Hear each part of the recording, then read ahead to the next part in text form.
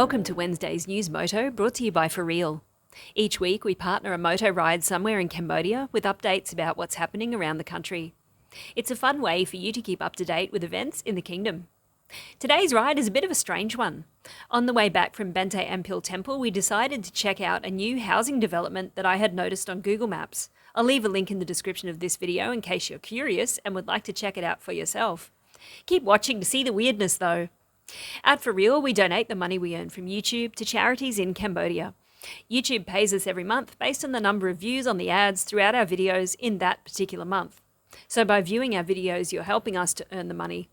It does add up over time, and we're really happy that we can support great charities in this way. In the description of this and every Riel video, you will find links to the charities we support. Please check out their websites to find out more about them and donate directly to them if you'd like. We regularly support Cambodian Children's Trust, Heartprint and Reach. Okay, now the formalities are out of the way, let's get into today's news. It is Wednesday the 22nd of May and today is Visak Bochea. And that's a really important day for Buddhists in Cambodia. It celebrates Buddha's birth, enlightenment and death. People visit pagodas and monks are chanting all day long. In our normal news today, Cambodia gets a Moody upgrade, 5,000 monks close roads, power line pinching, deadly tree and one of the best good news stories of the year. But first, Cambodia's mood has improved. Moody's Investors Service has upgraded its outlook for the royal government of Cambodia from negative to stable, citing a better external position amid smaller trade deficits, as well as tourism and foreign direct investment recoveries. Moody's also confirmed Cambodia's long-term B2 rating. The rating balances a weak institutional framework, low income level and political risks against strong growth prospects and highly affordable government debt burden. The rating agency noted that Cambodia's current account balance shifted to a surplus from the second quarter of last year after 10 consecutive quarters of deficits. While garment exports remain weak, non-garment exports are expected to gradually expand, including electrical and vehicle parts, which accounted for about 13% of total exports in 2023, and that's up from 5% in 2019, so some good growth there.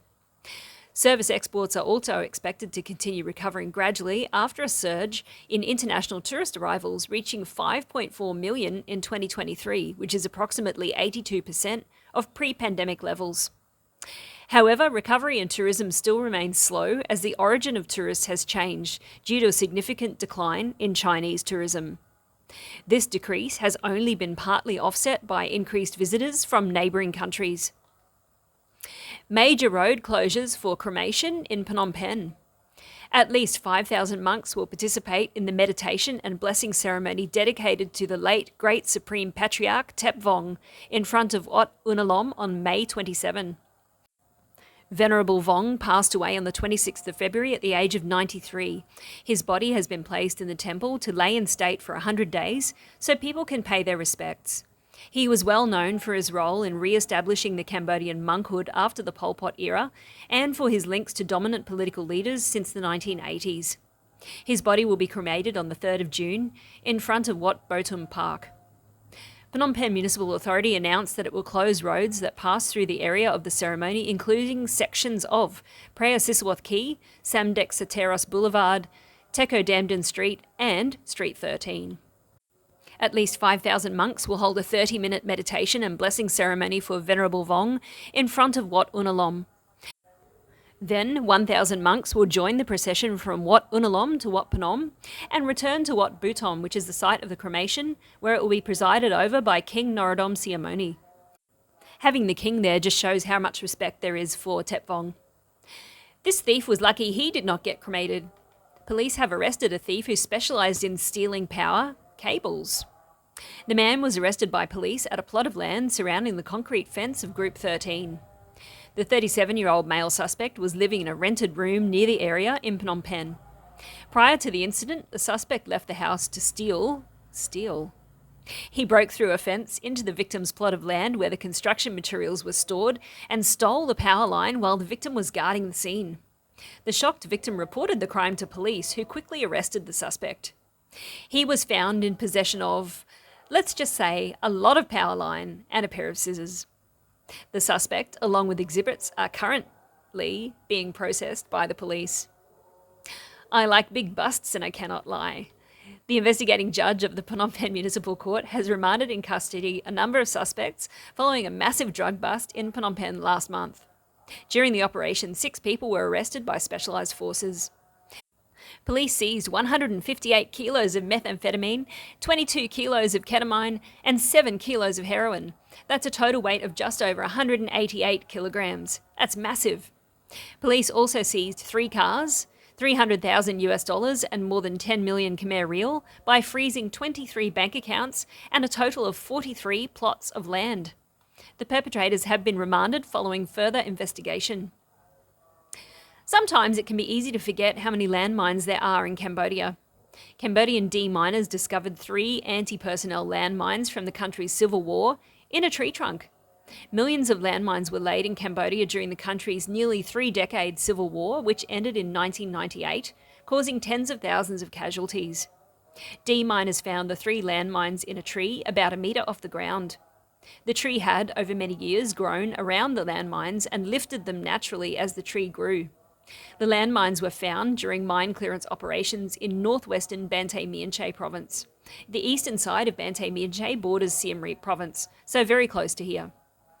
A representative from the demining group said it was not the first time that members of his team had found a landmine in a tree.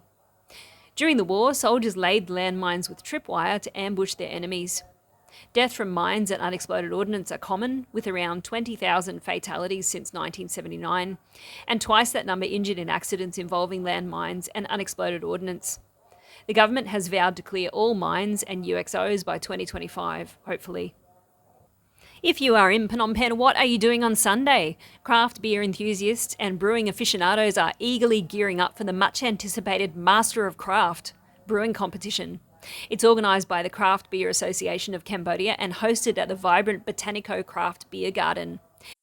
This event promises to be a celebration of creativity, camaraderie, and outstanding craft beer. Master of Craft will bring together 12 esteemed craft breweries from across Cambodia. The breweries, representing the pinnacle of brewing experience in the region, will compete head-to-head in a friendly yet fiercely competitive environment for the esteemed title of Master of Craft. Attendees at Master of Craft will have the exclusive opportunity to sample and judge the diverse range of IPAs crafted specifically for this event. From bold and hop-forward brews to delicately balanced flavour profiles, each beer promises to offer a sensory journey that reflects the passion and expertise of its creators. Tickets are $10, and if we were in Phnom Penh, we would definitely be going. Now, some good news that will make everyone say cheers. The Ministry of Water Resources and Meteorology has issued a notification on weather conditions in the Kingdom of Cambodia. A low pressure covers the Gulf of Thailand, the Kingdom of Cambodia, the Central Mekong Basin, and the South China Sea.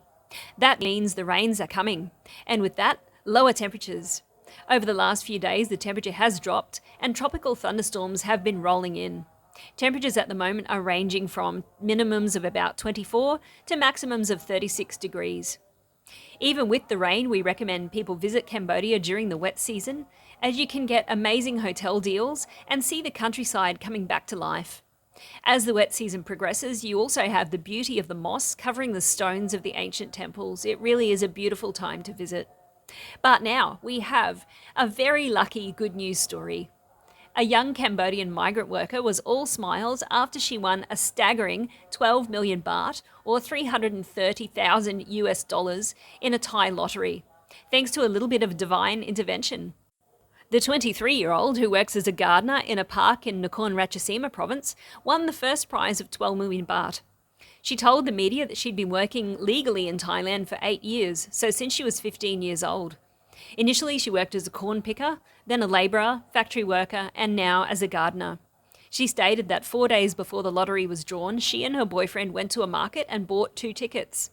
After buying the ballots, she and her boyfriend went to a famous shrine in the area where locals often come to ask for blessings. When she prayed, she decided that if she won the grand prize, she would hire a band for a big celebration. That's just so cute. The night before the lottery draw, she dreamed that a deity came to visit her, standing at her feet and smiling at her. Meanwhile, her boyfriend also dreamed that many lottery tickets were strewn all over his bed. When they woke up in the morning, they told each other their dreams, but they didn't think that much about it. Later in the evening, they verified the lottery results and were thrilled to learn that they had indeed won the grand prize.